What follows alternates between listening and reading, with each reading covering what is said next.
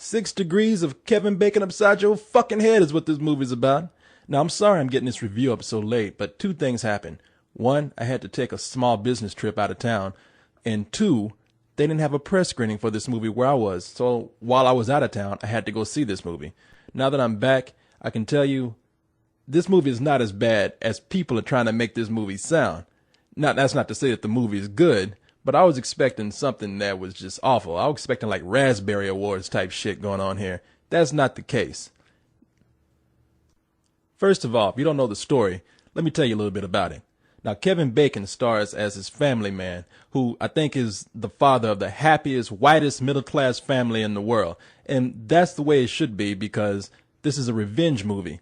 So Kevin Bacon goes to see his son play hockey. They're on their way home. They stop to get some gas, and the son goes inside the gas station to get a Slurpee. Now, while he's in there, these guys in masks, ski masks, come in, and what looks like is going to be a robbery ends up being a really brutal gang initiation. Apparently, this gang is so badass, you gotta nearly chop off somebody's head to join. In fact, it kind of follows that urban myth where, you know, you see somebody with their lights off driving towards you and you flash your lights at them, and the gang says, whoever flashes their light at me, well, that's who we're going to kill for this gang initiation. That's what they do here. It's the kind of gang where you say, if I'm an evil motherfucker, that's the gang I want to join right there. Now, before the gang gets away, Kevin Bacon is able to wrestle one of them to the ground, take off the mask, and identify the guy. It goes to court, and Kevin Bacon's told that if he testifies against the guy, he's the only witness, so the guy's probably going to only get a few months. So the guy's probably going to only get 5-6 years at most.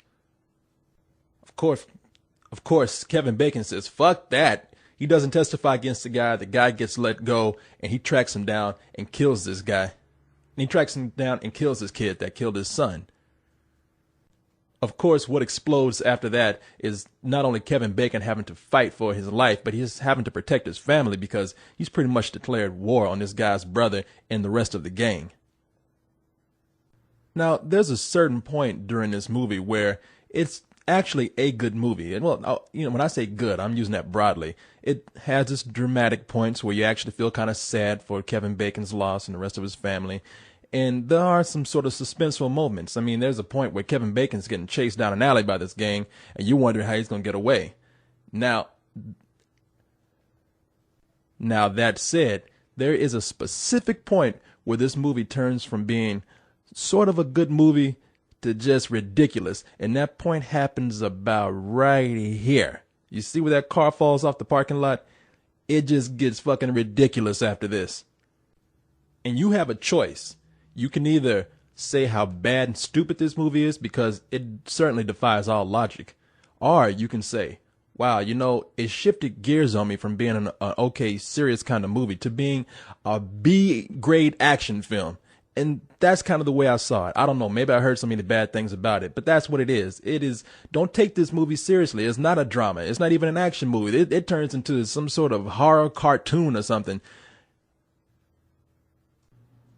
And the main thing that makes this movie so ridiculous is this gang that's going around. The gang is led by this guy named Garrett Hudlin, who actually gives a very good performance. I think he was last seen in Georgia Rule, and in that movie he was a pretty boy.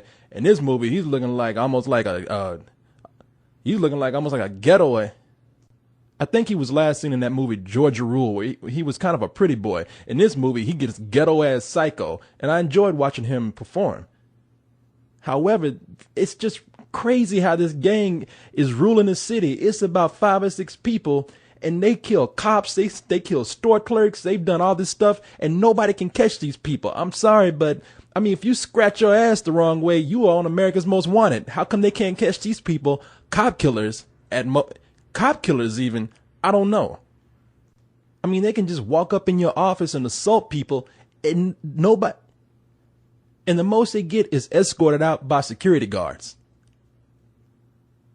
The other thing that's crazy about this movie is the action. They got bullets in this movie that would take your whole leg off. You shoot your hand explodes. I mean, and there's nothing really wrong with that. It's just, like I said, it's just kind of B-movie crazy. Other bad things about this movie are you get anywhere from bland performances by people like Aisha Tyler, who's very talented but giving some really bad dialogue in this movie, to John Goodman, who I don't know what he's doing. I don't know what he's doing in this movie. He's good, but his character is just a little bit too ridiculous, and they have some twist in there with him that you just totally cannot believe. And for a movie this crazy and violent, there's this WB soundtrack that plays at all the wrong moments, and you end up just kind of laughing at those scenes where they want you to feel sorry for these people. Now, having said all of that, the movie can still be fun. It's directed by James Wan, who did Saw, the original. It's directed by James Wan, who did the original Saw, and at times it's a little bit over-directed, but nevertheless, it's still directed with a little imagination, a little bit of fun, and it's still directed with a little bit of imagination and creativity, and that makes some of the action scenes very interesting and fun to follow. Overall, like I said, if you can just switch gears with this movie from being sort of a serious drama to this ridiculous action movie, then I think you can have a good time with it. I myself, I'd give it a matinee.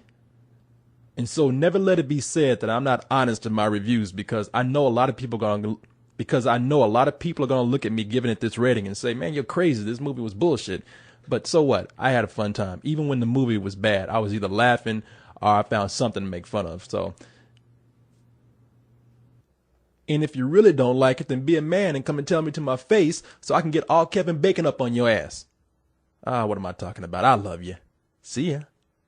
And if you really don't like it, then be a man and come and tell me to my face and see how quickly I pull a Kevin Bacon on your ass. What am I talking about? I love you. See ya.